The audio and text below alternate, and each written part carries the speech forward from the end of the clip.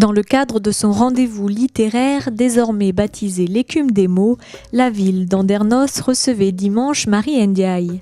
L'auteur récompensé d'un prix Goncourt en 2009 pour 3 femmes est venue faire la lecture d'un de ses textes inédits. Elle était aux côtés de Jean-Yves Sandré qui présentait un extrait de La France comme ma poche. Eh bien, je vais lire avec toi, avec ton concours, le début d'une pièce que je suis en train d'écrire pour le Théâtre national de Strasbourg. C'est une commande, donc c'est vraiment la lecture d'une chose en train de s'écrire. Oh, ça traite entre autres de Berlin, où j'ai passé 9 ans, et ça se passe entre la France et Berlin avec 5 ou 6 ou peut-être 7 personnages, je ne sais pas exactement encore. C'est en cours d'écriture, c'est-à-dire que j'en ai écrit quelques 15 ou 20 pages sur une pièce qui en fera peut-être 50 ou 60, j'en suis au tiers à peu près.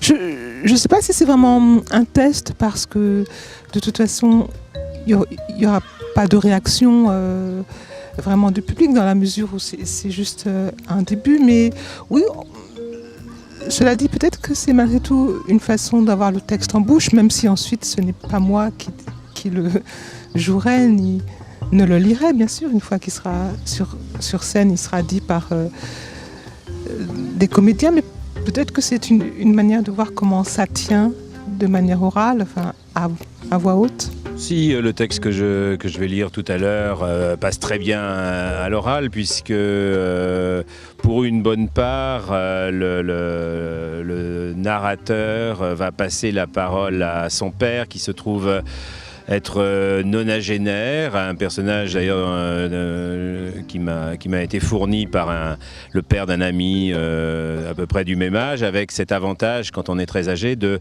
ne plus avoir de censure, de pouvoir à peu près s'attaquer à tout le monde et à tout ce qu'on a vécu avec une insolence quasi juvénile. C'est un livre phare, c'est même une escroquerie, mais une escroquerie revendiquée. C'est-à-dire qu'en fin de compte, ce livre n'est pas du tout traduit de l'allemand par mes soins. C'est un livre que j'ai dû écrire. Je ne suis pas du tout capable de traduire l'allemand. Après 9 ans passés en Allemagne, je suis toujours aussi lamentable. Donc que faire? Les gens ne le comprennent pas. Eh bien, j'ai inventé ce Willy von Beruf et j'ai faim d'avoir traduit son travail. Ce qui me permet aussi, si il devait avoir des ennuis, de n'avoir revendiqué que sa traduction et tout ce qu'il dit, c'est à lui de l'assumer. Comme il n'existe pas, eh bien, ça devrait bien se passer, je pense.